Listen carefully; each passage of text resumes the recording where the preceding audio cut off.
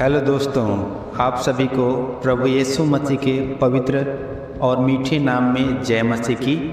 आप सभी भाई बहन का स्वागत करते हैं हमारे यूट्यूब चैनल ग्रेसफुल गॉस्पेल में। आज के इस प्रार्थना सभा में हम सभी प्रभु यीशु मसीह के पवित्र वचनों के द्वारा अध्ययन करेंगे, मनन करेंगे। आज इस पवित्र बेला में प्रभु का पवित्र वचन का अध्ययन करते हुए, मनन करते हुए हम लोग आराधना करेंगे, प्रार्थना करेंगे कि प्रभु अपनी सामर्थ्य से, अपनी दया से, अपनी कृपा से हम सभी को भरें और अपने अनुग्रह में हम सभी को सही सलामत सुरक्षित रखें। उसी के लिए प्रभु से प्रार्थना भी करेंगे। सो आइए देर न करते हुए सर्वप्रथम हम प्रभु के वचन को पढ़ें। आज विशेषकर प्रभु के वचन में के द्वारा आज ये सीखेंगे कि विश्वास और कर्म के बारे में।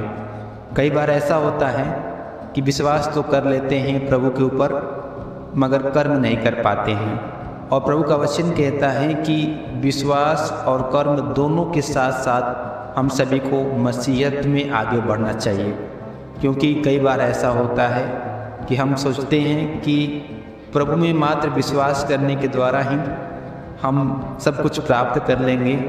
तो ऐसा आप ना सोचें, क्योंकि प्रभु का वचन कहता है कि जिस प्रकार से आत्मा के बिना शरीर मरा हुआ है, उसी प्रकार से विश्वास बिना कर्म अगर नहीं है या कर्म मरा हुआ है, उस प्रकार से वचन में लिखा है। सो देर कर न करते हुए आज हम प्रभु के पवित्र वचन को पढ़ें। हमारे साथ निकालिए याकूब की पत्री 2 अध्याय के 14 वचन से अगर हम पढ़ें तो उसमें इस प्रकार से लिखा हुआ है याकूब की पत्री में कि हे मेरे भाइयों, यदि कोई कहे कि मुझे विश्वास है पर वह कर्म न करता हो तो इससे क्या लाभ।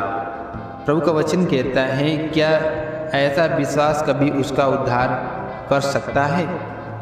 आज मेरे प्रिय भाई बहनों, आज के इस दौर में विश्वास कर लेना ही बहुत बड़ी काम नहीं है, बहुत बड़ा कार्य नहीं है, मगर विश्वास के साथ साथ प्रभु की में विश्वास करने के साथ साथ कर्म करना बहुत बड़ी बात है। क्योंकि प्रभु का वचन साफ साफ कहता है कि विश्वास कभी उसका उद्धार करा सकता है। क्या ऐसा हो सकता है? प्रभु का वचन कहता है कि कर्म करने से, प्रभु में विश्वास करने से ही हमारा आपका उद्धार हो सकता है। अगर 15 वचन पद में पढ़ें तो उसमें इस प्रकार से लिखा है, यदि कोई भाई या बहन नंगे उघाड़े हो और उसने प्रतिदिन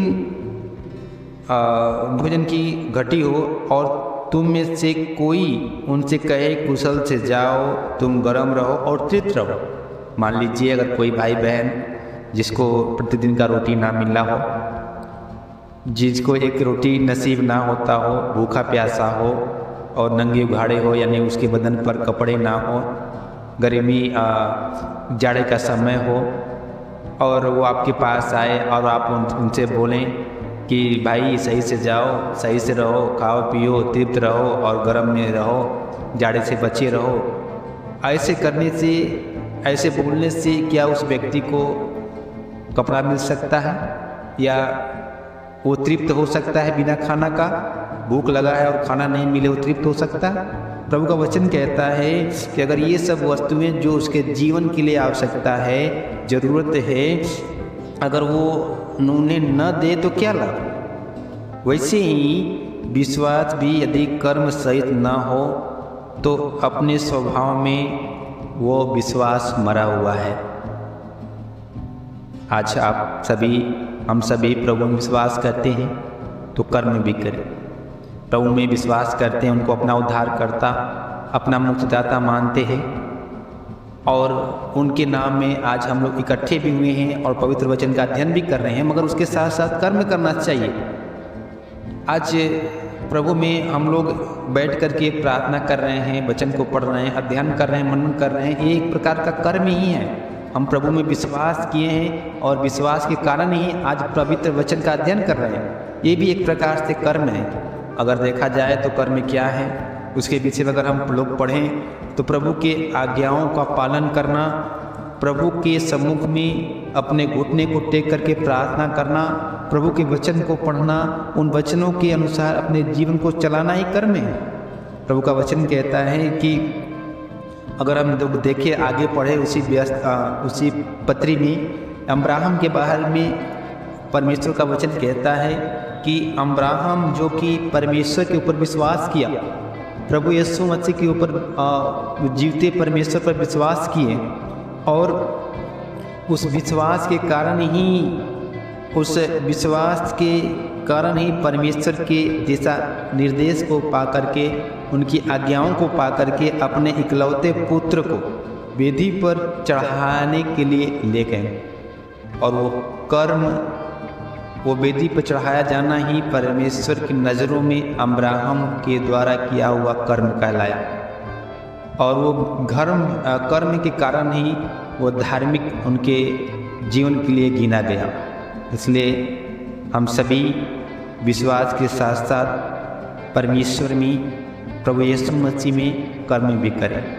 और आज के इस दौर में कई बार ऐसा होता है कि हम विश्वास कर लेते हैं, मगर प्रभु में प्रार्थना करना, उनकी संगति में जाना, कलीसिया में उपस्थित होना, आराधना सभा में उपस्थित होना शायद हम नहीं चाहते, शायद हम नहीं करना चाहते हैं और बहुत से लोग नहीं भी करते। अगर आप ऐसा नहीं करते, मात्र विश्वास करते हैं, तो आपका विश्वास मरा हुआ है। अगर आप कर्म करते हैं यानी प्रभु में विश्वास करके उनकी प्रार्थना सभा में सहभागी होते हैं, प्रार्थना करते हैं, वचन को पढ़ते हैं, तो आप विश्वास के साथ कर्म कर रहे हैं। अगर देखा जाए राहाब वेश्या के बारे में, जब यहोशू लोग यरीहो नगर में गए, वहाँ पर जब जा कर के उस देश का हालचाल देखने लगे, वहाँ के बारे में जब छान विचार करने लगे, तब लोगों ने उनके दूतों को जो भेद लेने के लिए गए थे, उनको मारने के लिए लोगों ने कोशिश किया, प्रयास किया, मगर वो राहाब वेश्या जो थी, उन दूतों को जो लोग भेद लेने के लिए गए थे उस देश का, उनको अपने घर में से उतारा और दूसरे मार्ग से विदा किया। ये कहानी, ये घटना हम लोग जानते हैं, बाइबल में लिखा गया है, आप लोग सुने होंगे। और वह राहाब वेश्या जो थी, वो अपने कर्मों के कारण जो उन्होंने किया प्रभु के दासों के साथ, प्रभु के लोगों के साथ, वो धार्मिक ठहरी। वो परमेश्वर की नज़र में उनका कर्म धार्मिक हुआ। और उस समय में जब युद्ध होने लगा, जब इस्राएली लोग वहाँ के लोगों को मारने लगे, तब जा कर के उन्हें जो वेश्या थी उनको उन्होंने नहीं मारा, नहीं घात किया उसने, क्योंकि उन्होंने कर्म किया परमेश्वर के लोगों के ऊपर विश्वास करके, उस खुदा पर विश्वास करके, और उनके लिए परमेश्वर के नाम में उन्होंने कर्म किया, उनके जान को बचाया, और जिसके कारण जान के बदले उनका जान बचा, उनके घर परिवार का जान बचा। अंत में प्रभु का वचन यही कहता है कि जैसे देह आत्मा बिना मरी हुई है, वैसा ही विश्वास भी कर्म बिना मरा हुआ है। मेरे प्रिय भाई बहनों, आज का ये वचन आप अपने जीवन में जरूर मनन करें, अध्ययन करें। इस वचन को आप अधिकाई से पढ़ें और इस वचन को आप सुनें और इस पर मनन करें कि विश्वास के द्वारा आपका कर्म भी होना बहुत ज़रूरी है। अगर आप विश्वास मात्र करते हैं तो आपका विश्वास मरा हुआ है। प्रभु में विश्वास करनी है और उसमें अगर आप कर्म नहीं करते हैं तो आपका विश्वास एक मरे हुए के समान है। मगर परमेश्वर के नाम में आप जरूर कर्म करें। कर्म क्या है? देखा जाए तो बाइबल में क्या कर्म है? परमेश्वर की आज्ञाओं का पालन करना, परमेश्वर के दिशा निर्देश के अनुसार अपने जीवन को चलाना, उनके कहे अनुसार अपने जीवन को बिताना ही यही कर्म है। बाइबल में ऐसे बहुत से लोग पड़े हुए हैं जो कि परमेश्वर के नाम में विश्वास करके परमेश्वर के कहे अनुसार अपने जीवन को बिताया और उन्होंने वो कर्म किया जो परमेश्वर की ओर से आदेश हुआ।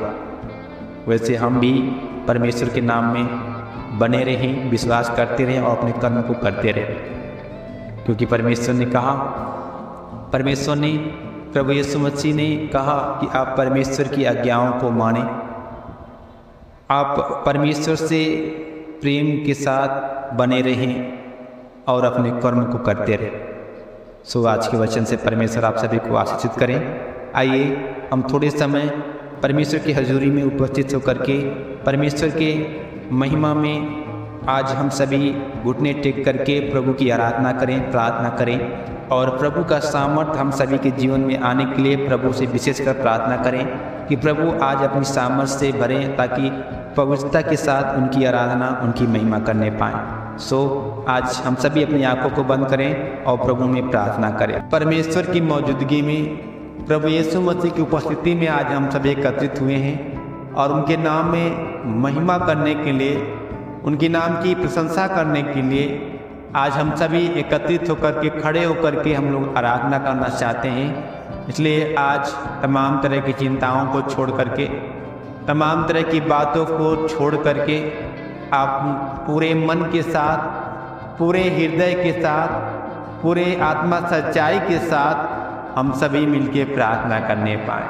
उस जीवते खुदा का, उस परमेश्वर की आराधना करने पाएँ जिसने हम सभी को बचाने के लिए, हम सभी को पाप के दलदल के कीच से बाहर निकालने के लिए, उस अंधकार के हाकिम तले से हमें बाहर निकालने के लिए, जिसने जगत में आकर के अपने प्राणों को दिया और हमारे अधर्मों को क्षमा किया, उस परमेश्वर का, उस प्रभु यीशु मसीह का धन्यवाद करते हुए, उनकी महिमा करते हुए, उनके नाम की बड़ाई करते हुए हम लोग प्रार्थना करने पाए। सो आइए मिलके प्रार्थना करें।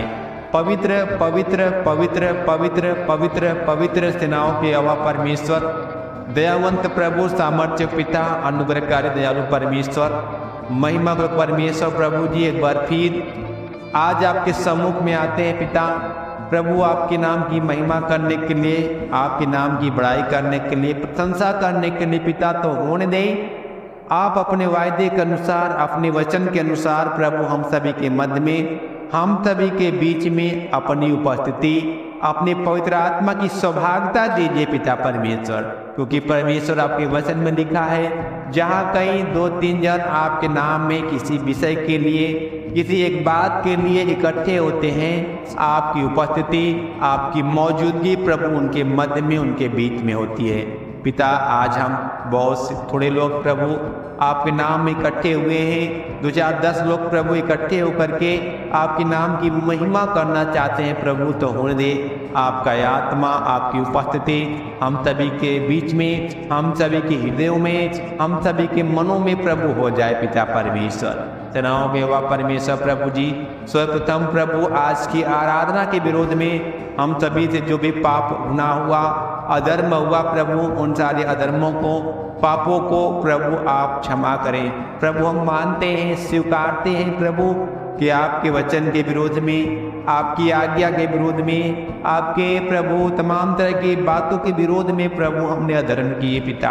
प्रभु आज उन्हीं गलतियों के लिए, आज उन्हीं अधर्मों के लिए प्रभु हम क्षमा चाहते हैं। महान पिता परमेश्वर, अनुग्रहकारी परमेश्वर, महिमा को परमेश्वर प्रभु जी, आज अपने दया भरे हाथ को बढ़ा करके हम सभी के ऊपर आप दया करें, तरस खाएं प्रभु जी। महान पिता परमेश्वर, अनुग्रहकारी दयालु परमेश्वर, महिमा को परमेश्वर प्रभु जी, आज एक बार फिर अपने कलवरी क्रूस का लहू लगा करके हम सभी के अधर्मों को प्रभु आप क्षमा करें। जाने अनजाने भी सही प्रभु, जो भी अधर्म हुए उसे हम मानते हैं, स्वीकारते हैं कि आपके विरोध में हमने अधर्म किए पिता। उन सारे अधर्मों को क्षमा करें, पवित्र करें, और जो लोग दुख के साथ, समस्या के साथ, बीमारी के साथ, तकलीफ के साथ, उलझन के साथ प्रभु आपके सम्मुख में खड़े प्रभु आराधना कर रहे पिता, आप जरूर उनके जीवन से बातचीत करें प्रभु। हमें नहीं मालूम प्रभु आपकी बेटी बेटा के जीवन में, आपके लोगों के जीवन में क्या समस्या, क्या परेशानी है, क्या दिक्कत है, क्या रोग है प्रभु जी, मगर परमेश्वर आप जानते हैं आपकी बेटी बेटा के जीवन में, आपके बच्चों के जीवन में, आपके लोगों के जीवन में क्या समस्या, क्या परेशानी है पिता।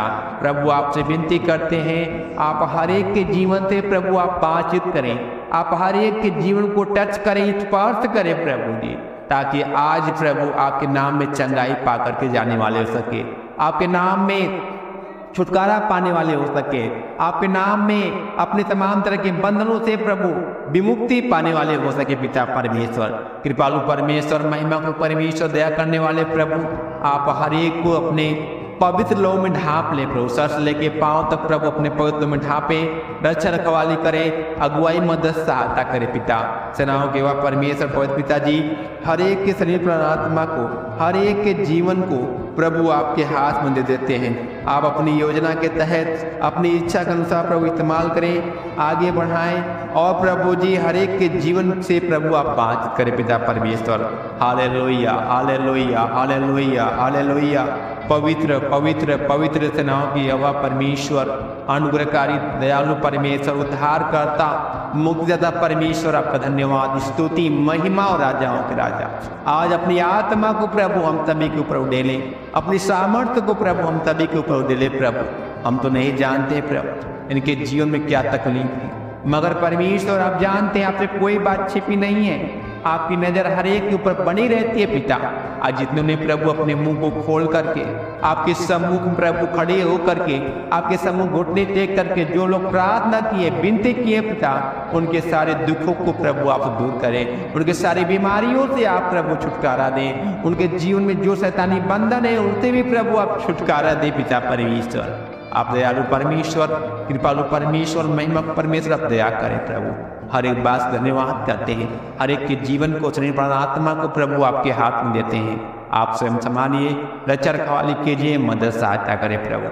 हर एक जन को नाम बाय नाम प्रभु आपके हाथ में अर्पण करके प्रार्थना यीशु मसीह के नाम से मांगते पिता, आमीन।